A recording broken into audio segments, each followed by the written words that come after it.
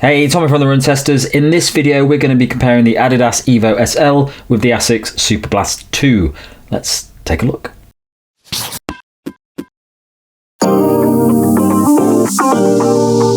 The Adidas Adizero EVO SL costs £130 or $150. It weighs 224 grams or 7.9 ounces for men in a size 8.5, and the drop is 6mm. The Asics Superblast 2 costs £200 or $200. It weighed in 259 grams or 9.1 ounces for men in a size 8 in the sample that we received, and the drop is 8mm. The Adidas EVO SL takes learnings from the brand's top-tier performance shoes to provide a ride that covers everything from easy runs to race day. That's largely thanks to a thick layer of LIGHTSTRIKE PRO midsole foam that's designed to be soft, comfortable, and ensure a high level of energy return.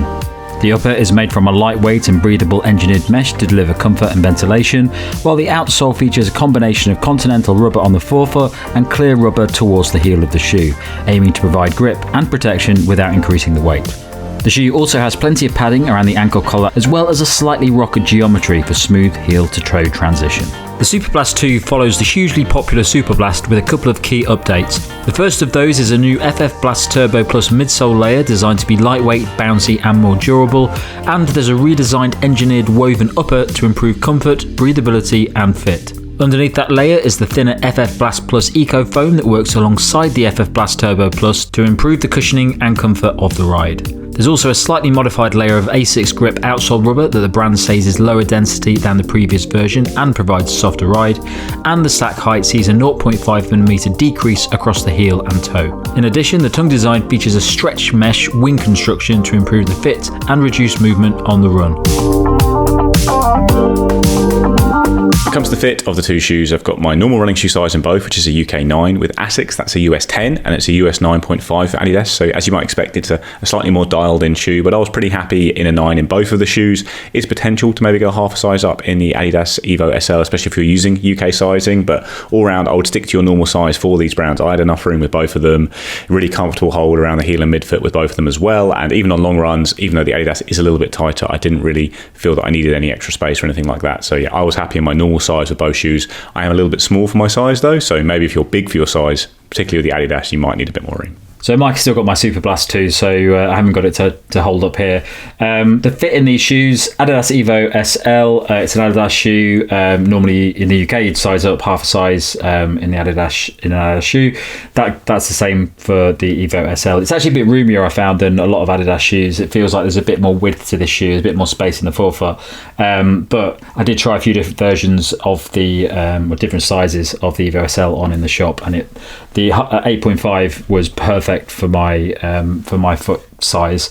I definitely wouldn't have stuck to my size, UK size 8. So definitely go up half a size in the EVO SL. Very comfortable shoe all round, and as I say, there's a little bit more space in it. Not to the point where it's hard to get a lockdown fit. It's very easy to get a lockdown fit in the shoe, but it just feels a little bit roomier in the forefoot.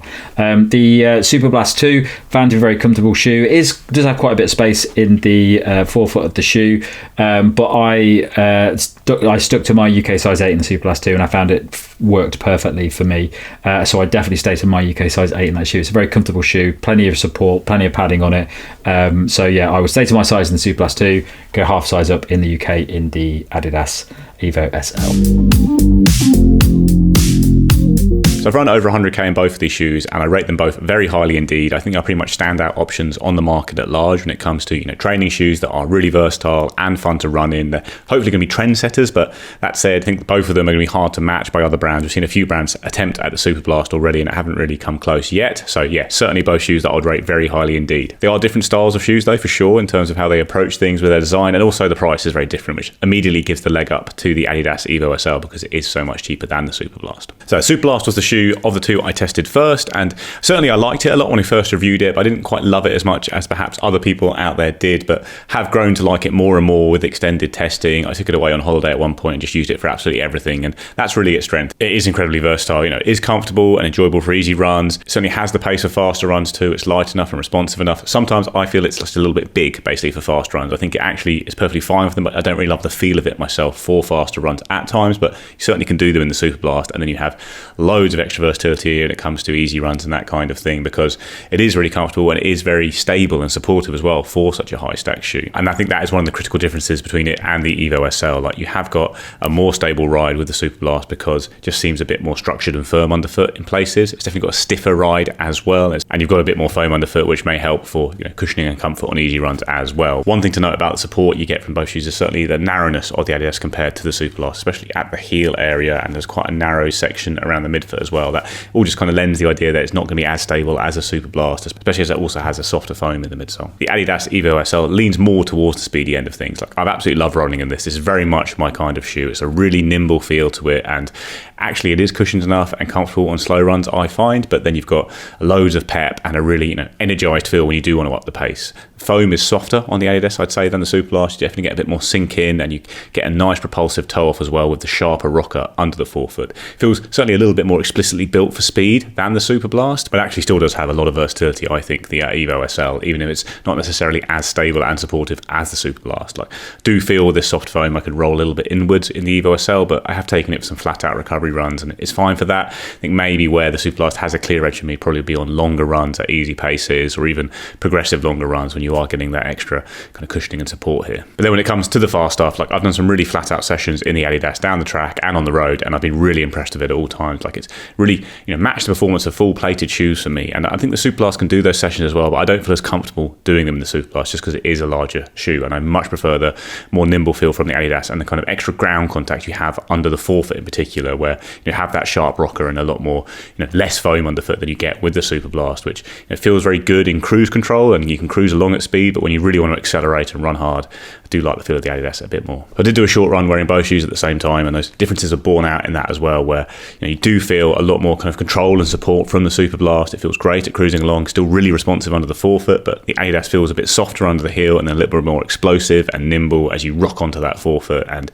yeah, it does feel like the more kind of dynamic shoe when it comes to running at pace, but you do get that extra comfort and support from the Superblast. I think on durability, that's one area where you might expect the Superblast to have a bit of an edge. Like, I'm only 100k into testing of both of these shoes. I haven't seen any problems with them at all yet, but you've got this lower stack, softer foam on the Adidas. LIGHTSTRIKE Pro is a very durable foam, this iteration of it that was used in the Adios Pro 3, but even so, the Superblast really is built to last a very long time, and there's lots of reports of people taking them to hundreds and hundreds of miles, so that might be another little edge for the Superblast. So this is a bit of a funny comparison when you look at the prices of these two shoes. The Superblast 2 is far more expensive than the Adidas EVO SL, which is a testament to the fact that the EVO SL is really punching above its weight when or price when it comes to comparisons with other shoes. The EVO SL is a shoe that is very versatile, and it's all largely due to this LIGHTSTRIKE Pro midsole foam. So like the performance shoes that Adidas has, it's a shoe that really excels when you're picking up the pace. So intervals, tempo sessions, I think it would be a shoe that worked really well for race day, like the race day shoes that it's using the same foam as. The softer midsole has a lot of energy return in it, so you can really feel it helping you when you're trying to pick up the pace and accelerate. And it also feels like a shoe that it's not massively aggressive. It doesn't feel all the way like a carbon plate race shoe, but it does feel like it's pushing you forward a bit and prompting you to pick up the pace a little bit. Although having said that, I have run easy runs in this shoe and I find it to be very comfortable. I think this foam's actually pretty nice to wear for easy runs. That might not be the case for everyone, but for me it was absolutely fine. So I think it's a very versatile shoe and sits perfectly in that middle section of a rotation where you want a shoe where you're predominantly doing faster stuff, but you might go out and do easier stuff as well, and this shoe could probably do it. So it's a very versatile shoe. The heel to toe transition on this is really nice, very smooth, bounces you forward a little bit, feels quite natural as well. It doesn't feel like it's moving your feet into a position that is unnatural. It just feels like it's prompting you forward. Nice little drop to get you on slightly on your toes, but really is conducive to those faster sessions. Superblast 2 is similar in a lot of ways. What I'd say about Superblast 2 is it's a little bit more rigid than the Adidas EVO SL, so the ride that you get is slightly different. The Superblast 2 doesn't work particularly well for me for interval sessions where I'm doing shorter, faster reps. It feels like the Superblast 2 really needs you to be running a consistent pace, and it works perfectly for that. The ride in the Superblast 2 is very, very smooth. And if you're training for a marathon and you're doing lots of faster efforts at your marathon pace, it's a great shoe for that, especially if you don't want to use a carbon plate shoe for those sessions. So it's a shoe that is very smooth when you're running at a consistent pace, which for me, marathon training would be about 4 minute 20 kilometers. Helps you to do that. Doesn't feel massively aggressive. It's not an overly soft shoe either. It's just it just sits nicely in the middle and just gives you a lovely turnover, and just feels like it's helping you to maintain a consistent pace without being overly aggressive or anything like that. So slightly different use cases for both of these shoes. I think really this the Adidas EVO SL is very much tailored towards lots of different runs really, but it does really well at those intervals as well. So short, sharp efforts, it works really well because of that extra bounce in the midsole foam, and the lightness of the shoe. Whereas the Superblast 2, I don't feel I get that until I get to a point where I'm maintaining that consistent pace. Outsole on both of these shoes is very good. I haven't got the Superblast 2 here, but it's a solid outsole. Had no issues with it at all, and no issues with grip or anything like that. The EVO SL, the front section of the shoe is continental, and it's really, really good.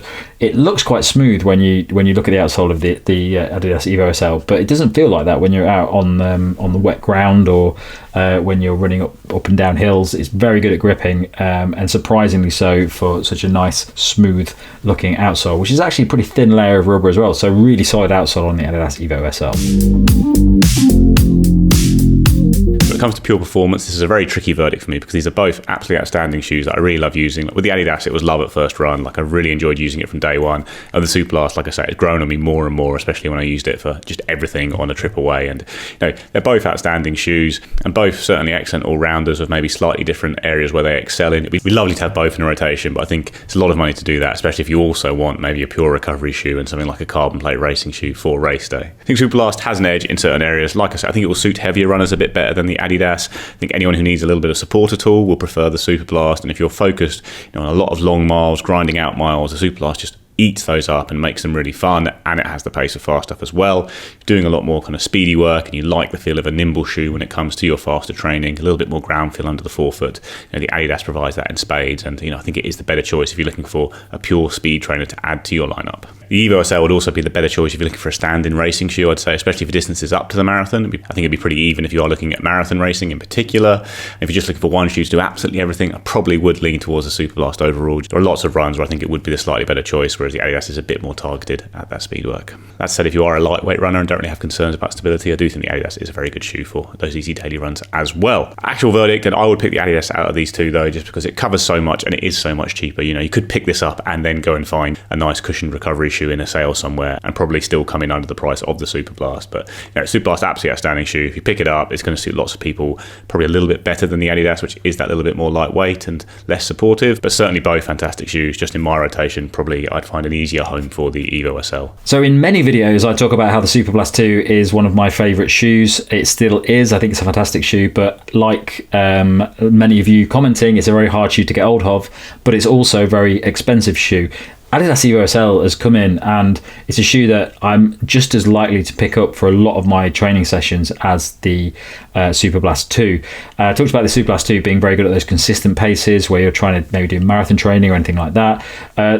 The Adidas EVO SL is absolutely fine at those, but also I feel it's got a bit more to it, a bit more injury return to it, and just a bit poppier at those shorter distances as well. So I think there's a bit more to this shoe, which is why I talk about the Adidas EVO SL really punching above its price range when it comes to comparing with other shoes. It's a fantastic all-rounder shoe, and for that price, an absolute steal if you're looking for a really versatile, fast training option as part of your rotation, or if you're just looking for one shoe and predominantly you're doing faster sessions and even racing in it. So for me, my choice between these two shoes is, if I was basing it without price, I would go for the Adidas EVO SL, but with the price, it's obviously going to be the EVO SL because it's so good value for what it's offering. So definitely Adidas EVO SL for me all the way.